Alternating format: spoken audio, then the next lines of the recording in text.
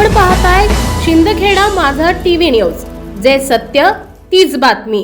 धुळे शहरातील पारोळा रोड परिसरातील वीज महावितरण कंपनीच्या पॉवर हाऊसच्या आवारात अचानक भीषण आग लागल्याची घटना घडली आहे। मिळालेल्या प्राथमिक माहितीनुसार या परिसरातील वाळलेल्या गवताने अचानक पेट घेतल्याने ही आग अत्यंत वेगाने पसरली। आगीच्या भयंकर ज्वाला आणि आकाशात पसरलेले धुराचे लोट दूरवरूनही स्पष्ट दिसत होते।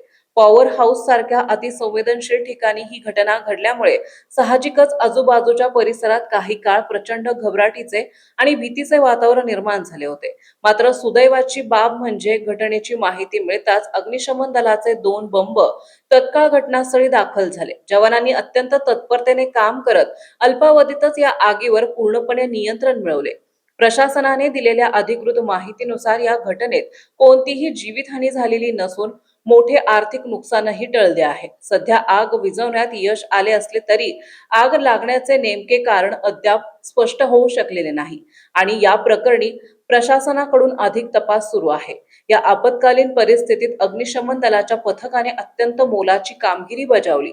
वाहन चालक वाहिद मिर्झा आणि राहुल पाटील तसेच फायरमन मनोज सरगर आणि पांडुरंग पाटील यांनी परिस्थितीचे गांभीर्य ओळखत तातडीने आगीवर पाण्याचा मारा सुरू केला आणि अल्पावधीतच आग पूर्णपणे विझवली। या जवानांनी दाखवलेल्या सतर्कतेमुळे आगीचा पुढील फैलाव थांबला आणि शहरावरील एक संभाव्य मोठा अनर्थ टळला। या घटनेत सुदैवाने कोणतीही जीवितहानी झाली नसल्याची माहिती प्रशासनाकडून देण्यात आली आहे। शिंदखेडा न्यूज साठी मुख्य संपादक यादवराव सावंत।